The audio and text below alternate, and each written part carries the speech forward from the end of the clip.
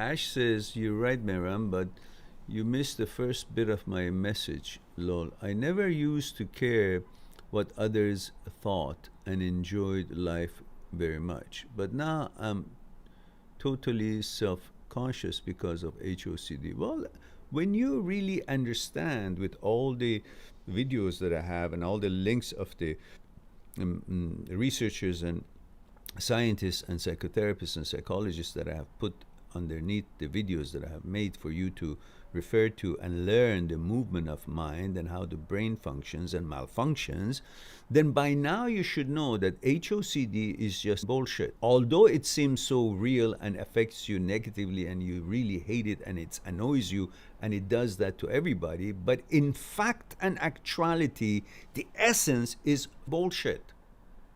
It's thought-based. It messes with your brain, and because brain is so powerful, what it conjures up makes you think that it is true, while it is just a brain, an apparatus of you that says that, because it's stupid and it is not you. It just conjures up thoughts from whatever information that has somehow seeped through its memory, its consciousness, and it has become aware of it, and its job is to make thoughts out of whatever information that floats out there.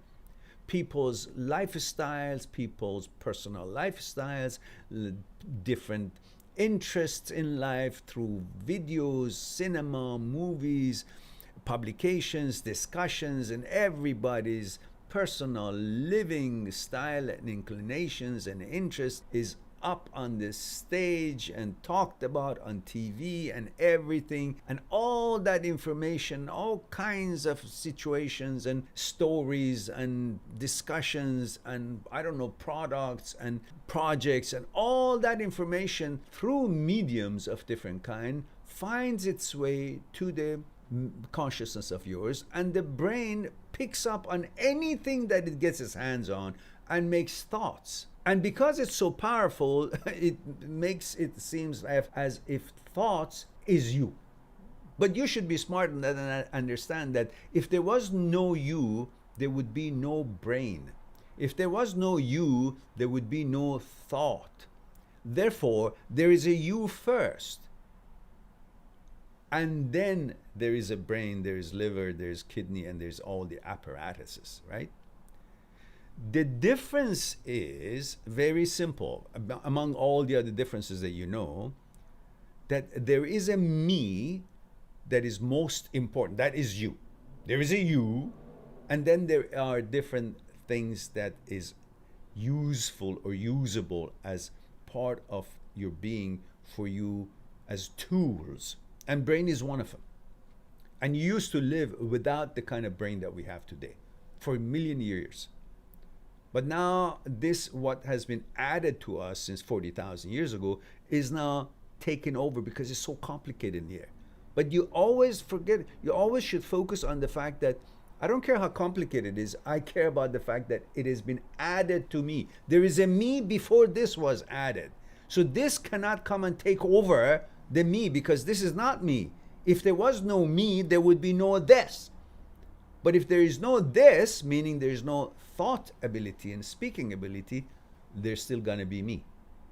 See, if I had no ability to talk or think, there would still be me. I would still know who I am, that I need to eat, that I need to sleep, that what kind of a sexual orientation I have, what kind of a interest I have, what gender is me. I would know all that. I don't need thought to tell me that. I knew that before thought became part of me. I was born when thought didn't exist. I was created in my mother's womb the way I was created, with my gender, genitalia, my sexual inclination, all programmed in me. However and whoever, whatever gender you are, this was done in your mother's womb before thought became a part of your abilities. Thought didn't exist when you were being put together, when your heart, liver, kidneys, genitalia, gender, everything else was put together the way it was being created in your mother's womb. There was no thought. Thought came to you, abilities of it, after you were even born, a few months or year after. Then you were able to speak and think and so on and so forth. So when you were being put together in your gender and however you're put together, there was no thought present.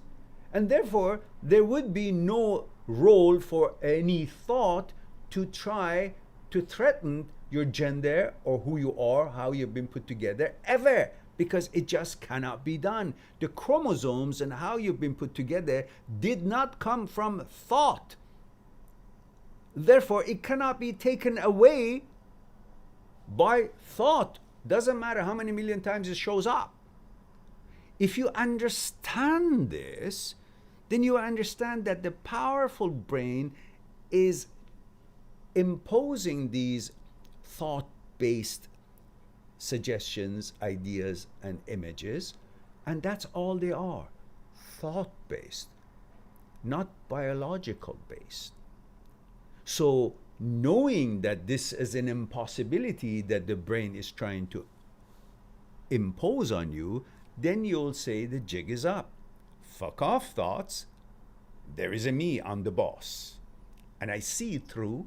These are intrusive thoughts, OCD, HOCD, and I'm not falling for it anymore. I'm not being fooled for it. So no more bamboozling. Yeah, it's going to be annoying because brain is very powerful. If you watch my video number 7 in Intrusive, Transient, OCD, HOCD, Negative Thoughts, video number 7, I have a demonstration there that shows you how powerful mind is, how powerful the brain is, that you can use it if you know how to train it, how to use it. It can help you to become very powerful and also use it in your accomplishing what the task you want to accomplish and become successful in whatever it is that you want to be successful at. But if you don't know it, the same way it can actually go rogue and just, make all these kind of intrusive and irrelevant discussions and suggestions that could bamboozle you. So you got to be smart in that. Why? Because there is a me, there is a you first, and these things are apparatuses. So treat them as they are. They settle down. I'm not going to fall for you. You suggest these inappropriate things that is not useful to me and they're meaningless to me.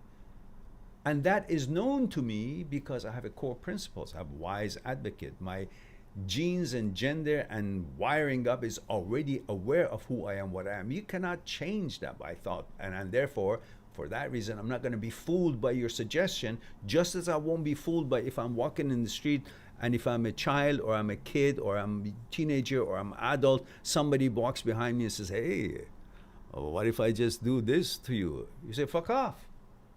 Or you just simply move on, or you call the police, hey, there's a pervert behind me. Now, same thing, your brain is trying to be a pervert. So recognize it and understand it's a separate system, like it's a separate person in the street that is is a intrusive, it's an intruder. It's a pervert.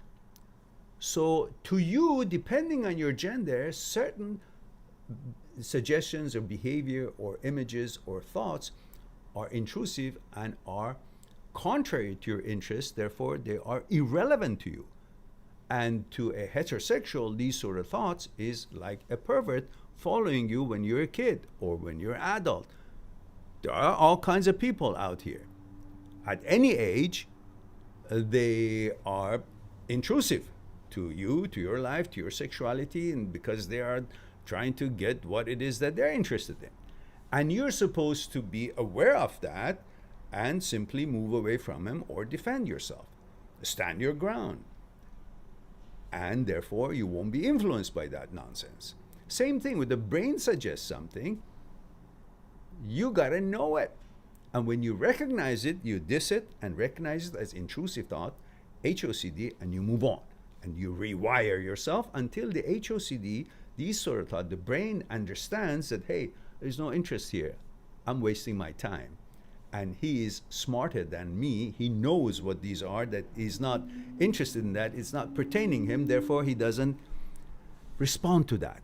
And that not responding rewires the brain to behave properly and show these intrusive thoughts less and less. And if it ever shows up again, then you know what it is, and it's easier to deal with it every time. But it's part of being a human being. There's nothing wrong with you. It's these thoughts are there, part of existence of so many things in this world. So okay, but you decide what's not pertaining to you, useful to you, and you just move on away from it. That's how we deal in life. That's how we roll. All right.